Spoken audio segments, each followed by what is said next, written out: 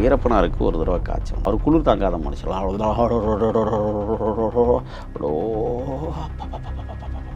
ஆத்தா பிஞ்சு உடனே விட்டு போச்சப்பா. முடியலைன்னா அவங்க ஆத்தா பிஞ்சு உடனே விட்டு போச்சுன்னு சொல்லுவார்.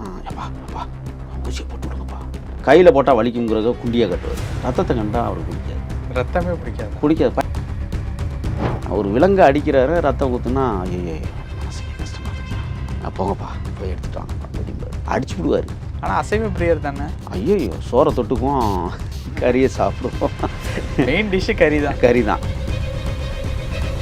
யாருக்கு எவ்வளவு மருந்து ஏற்றணும், ஊசி எப்படி போடணும், எந்த சாயலில் போடணும், உள்ளேயே அந்த மருத்துவ கருவிகளை எடுத்துகிட்டு செக் பண்ணி கண்ணாடி போடணும். மணிகண்டம் இல்லைன்னா அவர் கண்ணாடி போட்டுக்க மாட்டார்.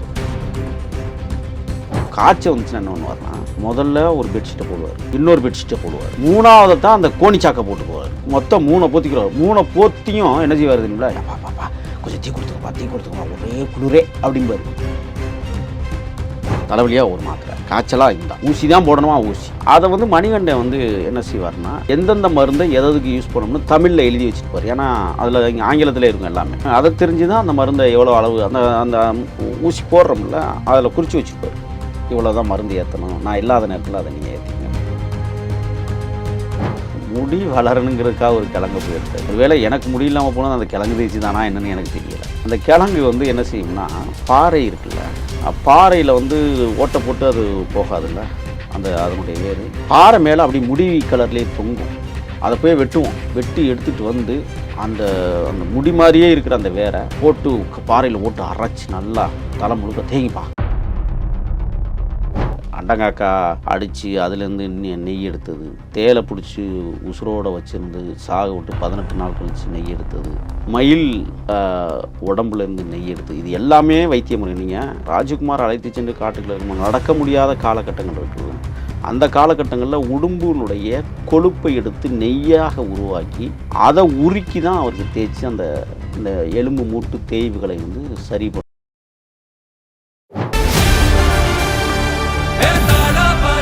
மக்களுக்கு நல்லது பண்றதுக்கு அரசியலுக்கு வாங்கடா, கொலை பண்றதுக்கு அரசியலுக்கு. ரியல் ஒன் உறவுகளே, நடுநிலையோடு பொறுப்புடன் செய்திகளை வழங்கி பல லட்சக்கணக்கான மக்களின் நம்பிக்கையை பெற்ற நமது சேனலின் வளர்ச்சிக்கு உங்கள் ஆதரவு தேவை. இந்த ஊடக பயணம் தொடர்ந்து வலுப்பெற திரையில் தெரியும் QR கோட் ஸ்கேன் செய்தோ அல்லது டிஸ்கிரிப்ஷனில் உள்ள வங்கி விவரங்கள் மூலம் உங்களால் முடிந்த அளவு சப்போர்ட் செய்யுங்கள். உங்கள் ஒவ்வொரு ஆதரவும் நமது குரலை இன்னும் பல லட்சம் பேரிடம் கொண்டு செல்ல உதவும்.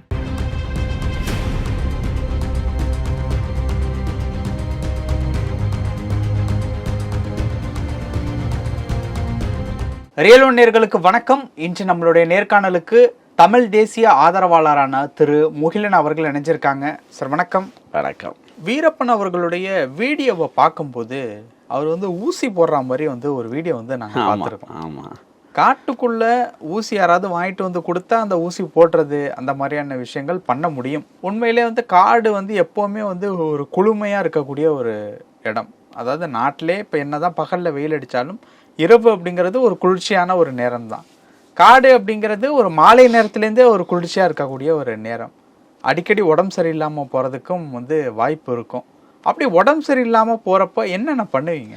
கோடை காலம்ல சரியான கேள்வி கேட்குறீங்க. கோடை காலத்தில் நாங்கள் போடுற பாடு எங்களுக்கு மட்டும்தான் நாங்கள் தெரியும். அப்படியா? ஏன்னா வெயில் காலத்தில் மரமெல்லாம் இலையை உதுத்துட்டு வெறுமனேன்னு நிற்கும். காடு முழுக்க வெளிச்சமாக இருக்கும். அனல் காற்று அடிச்சுக்கிட்டு இருக்கும். இப்போ இன்னும் 1 மாதம் போயிடுச்சுன்னு வச்சுக்கோங்களேன், மரங்கள் பூத்து வாசம் கம்மணும். காடு தேனி ஈக்கள் இருக்குல்ல, ஆங்காங்கே ரீங்காரம் முழுக்கிறத பார்க்க முடியும். தேன் அந்த காலகட்டங்களில் தான் நாங்கள் எடுப்போம். இந்த தேன் கூட எங்கள் வைத்தியத்திற்கு பயன்படுகிறது. நீங்கள் கேட்டீங்க ஊசி அப்படிங்கிற ஒரு விஷயம். ஆக்சுவலாக சியா மணிகண்டன் இருந்தாங்கல்ல, புதுக்கோட்டை மணிகண்டன், அவர் மருத்துவத்துறையில் படித்தவர். அவர் தான் இதை கற்றுக் கொடுத்தது. யாருக்கு எவ்வளவு மருந்து ஏற்றணும், ஊசி எப்படி போடணும், எந்த சாயலில் போடணும். அவர் தான் வீரப்பனாருக்கு கண்ணு தெரியலைன்னு சொல்லும்போது கூட உள்ளேயே அந்த மருத்துவ கருவிகளை எடுத்துகிட்டு செக் பண்ணி கண்ணாடி போட்டது. மணிகண்டன் இல்லைன்னா அவர் கண்ணாடி போட்டுக்க மாட்டார். கண்ணாடி போட்டுக்கிட்டு சில காட்சிகள்லாம் இருக்குது, நீங்கள் பார்த்துருக்க மாட்டீங்க. ஆனால் நாங்கள் புகைப்படமாக எடுத்தோம். அதை உட்காந்து படிப்பதற்கு எழுத்துதில்லை. எத்தனாவது வயசில்? 49 வயசில் நாங்கள் சொல்கிறது. வீரப்பனாருக்கு 49 வயசு. அந்த காலகட்டம் எனக்கெல்லாம் 21 வயசு. சொல்கிறதெல்லாம் 2001. 2001, 1999, 2000, 2001 அந்த காலகட்டங்கள். 98ன்னு வச்சுங்களேன், 98, 99, 2000 அந்த 3 வருஷம் தான் நாங்கள் அங்கே கோலோச்சியது. அதுக்கப்புறம்லாம் வந்து நாங்கள் கைதாகிடணும். அந்த ஊசி வந்து இப்போ பெரும்பாலும் என்னென்னா காய்ச்சல் ஏன் வருது அப்படிங்கிற ஒரு விஷயம் இருக்குது அங்கே. அதாவது நீங்கள் சொன்னது மாதிரி தட்பவெப்பநிலை சூழல்கள் மாறும். 2வது வேர்க்குது இல்லை, நடக்கும்போது அப்படி பொலன்னு குளிச்சது மாதிரி ஆயிரும். இன்னும் நடக்க நடக்க நடக்க நடக்க அதுக்கு வேர்த்து ஊற்றி தலையெல்லாம் வேர்த்து துடைக்கிறதே கிடையாது, அங்கேருந்து சளி பிடிக்கும், அது காய்ச்சலாக மாறும், படுத்துரும். வீரப்பனாருக்கு ஒரு தடவை காய்ச்சல் வந்துச்சு. அதை சொன்னால் நீங்கள் சிரிச்சிருவீங்க. அவர் குளிர் தாங்காத மனுஷன்,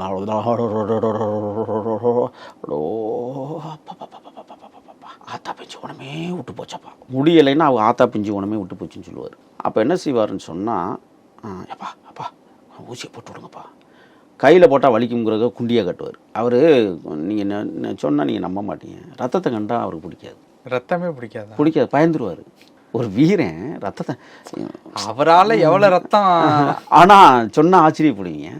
உண்மையிலேயே சொல்கிறேன், ஒரு விலங்கு அடிக்கிறாரு, ரத்தம் ஊற்றுனா ஐயோ மனசுக்கே கஷ்டமாக இருக்குப்பா, போங்கப்பா போய் எடுத்துகிட்டு வாங்கப்பா அப்படிம்பார், அடிச்சு விடுவார். ஆனால் அசைவ பிரியர் தானே. ஐயோ சோறை தொட்டுக்கும் கறியை சாப்பிடுவோம், மெயின் டிஷ்ஷு கறி தான். ஓகே, நீங்கள் அவர் இப்போ இந்த உடம்பு சரியில்லைன்னா ஊசி போடுறத குண்டியில் போட்டுக்குவார். மூக்கால சில இடங்களில் சளி ஊற்றும். அது குளிர்காலங்களில் வேறு, வெயில் காலங்களில் தான் அதிகமாக இங்கே சளி பிடிக்கும். அதுக்கு என்ன காரணம்னா, நாங்கள் படுக்கிற இடத்த தேர்வு செய்கிறோம்ல, அந்த இடங்களில் சில கொசுக்கள் இருக்குது, தவறாக தேர்வு பண்ணிடுவோம். இன்னொன்று என்ன, அப்படி நடந்து போகிறோம்னு வச்சுக்கோங்களேன், தண்ணி கிடச்சிச்சின்னா அள்ளி தலையில் கொட்டிக்கிறது வேர்வையோட. அது என்ன ஆகும், இவர் காய்ச்சல் வந்துச்சுன்னா என்ன பண்ணுவார்னா, முதல்ல ஒரு பெட்ஷீட்டை போடுவார், இன்னொரு பெட்ஷீட்டை போடுவார், அதான் அந்த இது மலையுருமா பட்டியாம் போடுவேன்னு சொல்லுவாங்க. அதை 3வது தான் அந்த கோணிச்சாக்கை போட்டுக்குவார். மொத்தம் 3 போத்திக்கிறார். 3 போத்தியும் என்ன செய்வார் தெரியுங்களா, பாப்பா கொஞ்சம் தீ கொடுத்துங்கப்பா ஒரே குளிரே அப்படிம்பாரு. பக்கத்தில் ஏதாவது தீ கொளுத்தி அந்த ஹீட்டில் கொஞ்சம் இருந்தால் தான் அவருக்கு உடம்பு தாங்கும். அதே மாதிரி மருந்து மாத்திரைகள் இருப்பார், கையில் எப்போதுமே இவ்வளோ பெருசு வச்சுருப்பார். அந்த நீங்கள் 2 பை போடுறாருல, 2 சட்டை, இந்த மேச்சட்டையில் மேப்பை ஒன்று இருக்கும் பாருங்கள் சைடில், அது ஃபுல்லாகவே மருந்து மாத்திரை தான் வச்சுருப்பார். தலைவலியாக ஒரு மாத்திரை, காய்ச்சலாக இந்த ஊசி தான் போடணுமா ஊசி. அதை வந்து மணிகண்டன் வந்து என்ன செய்வார்னா, எந்தெந்த மருந்தை எதுக்கு யூஸ் பண்ணணும்னு தமிழில் எழுதி வச்சுருப்பார். ஏன்னா அதில் இங்கே ஆங்கிலத்தில் இருக்கும் எல்லாமே. நாங்கள் அதை தெரிஞ்சு தான் அந்த மருந்தை எவ்வளோ அளவு, அந்த ஊசி போடுறோம்ல அதில் குறித்து வச்சுருப்பார், இவ்வளோ தான் மருந்து ஏற்றணும், நான் இல்லாத நேரத்தில் அதை நீங்கள் ஏற்றிக்கங்க, நான் இருந்தேன்னா எனக்கு பிரச்சனை இல்லை அப்படிம்பார். அதே மாதிரி சில இடங்களில் வந்து கஷாயம் குடிப்பதுன்னு தெரியுமா உங்களுக்கு? உடம்பு சரியில்லைன்னா குடிக்கிறது. ஆமாம், கஷாயம் குடிப்பதும் இருக்குது, கஷாயம் பிடிப்பதும் இருக்குது. இந்த யூகலிப்டஸ் தைலம் இருக்குல்ல, அந்த தைலத்தை நிறைய வாங்கி வச்சுருப்போம் நாங்கள்.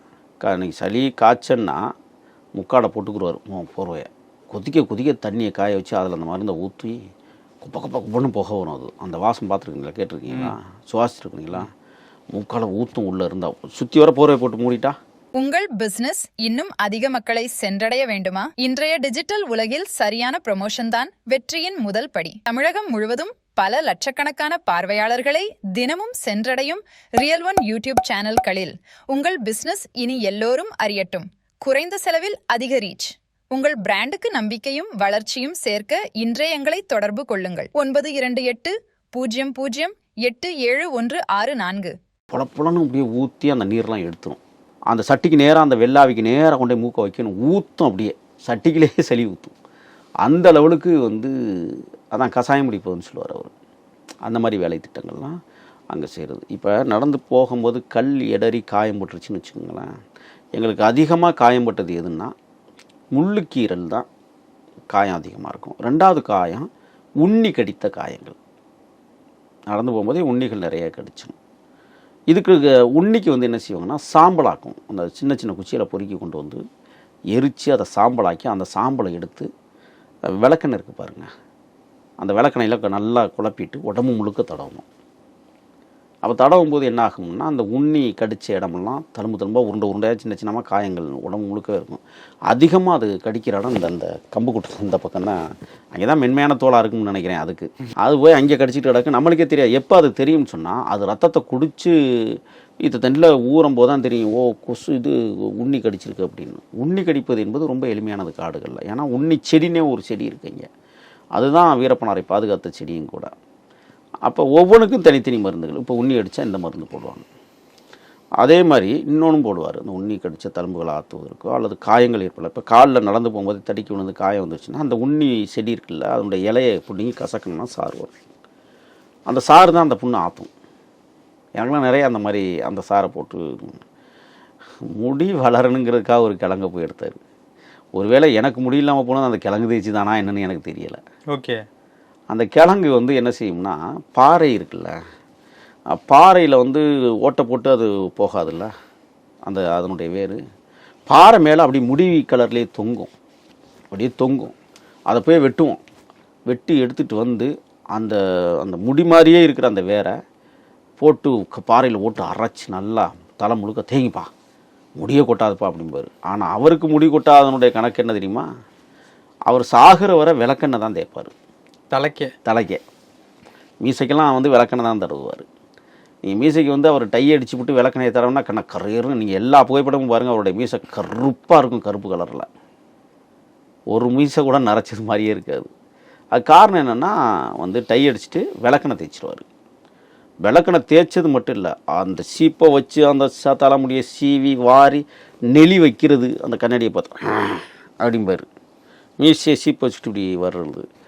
இந்த மாதிரி விஷயங்கள் நடந்துக்கிட்டு இருந்தாலும் கூட தலைவலி அப்படின்னா அந்த கண்ணுக்கு முதல்ல வரும். கண்ணு தெரியல, கண்ணே தெரில. அதாவது கண்ணு தெரியலன்னா கிட்ட பார்வை, படிக்கிறதுக்கு முடியலை. இப்போ காவல்துறை எழுதின திரைக்கதையில் என்ன, அவர் கண்ணு தெரியல, அதுக்காக ஆப்ரேஷன் பண்ணுறதுக்கு ஈழத்துக்கு போனாங்க. எவ்வளோ முட்டாள்களாக நம்மளை ஆக்கி வச்சுருக்கிறாங்கன்னா, ஈழத்தில் ஏதாவது காயங்கள் ஏற்பட்டால், ஈழத்தில் ஏதாவது போர் வீரர்களுக்கு வந்து பெருங்காயம் வந்தாலோ ஆபத்து நிலையில் இருக்கிறாங்களோ அவங்க அத்தனை பேர் தமிழ்நாட்டுக்கு வந்து தான் சிகிச்சை பெறுவாங்க. அங்கே மருத்துவமனைகளே இல்லையே, எப்படி ஈழத்துக்கு வீரப்பனார் போவார்?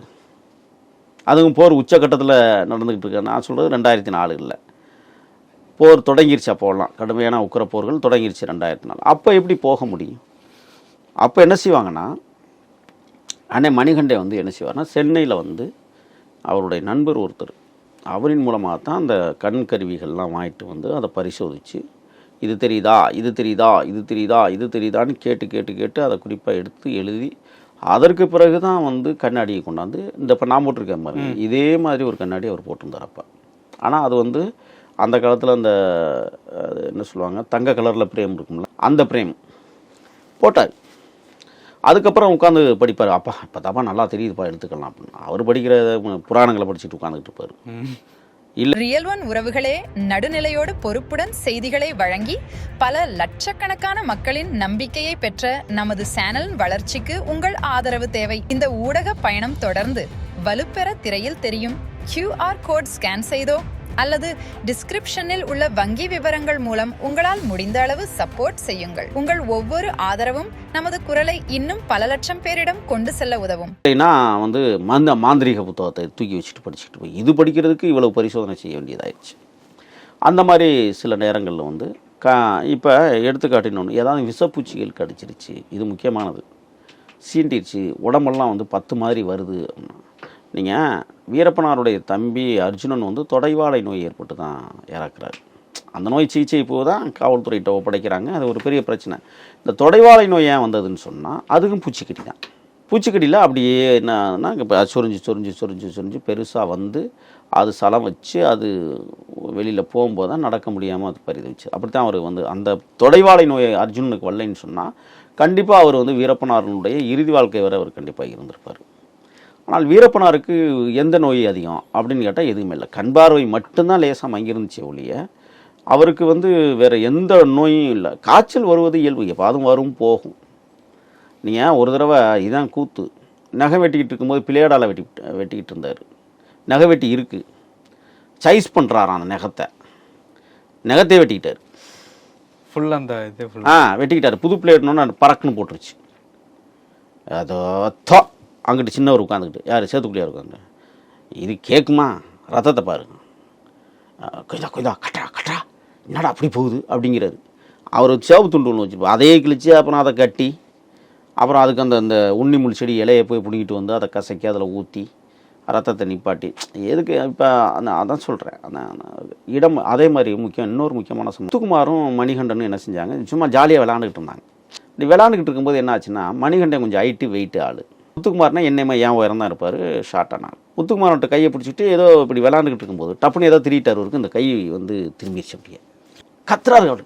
காட்டுக்குள்ளே கத்தக்கூடாது, அஸ்கியில் தான் பேசணும். என்னப்பா எல்லாரும் கூட்டிட்டோம். கோயந்தண்ணை முடியாந்தாரு.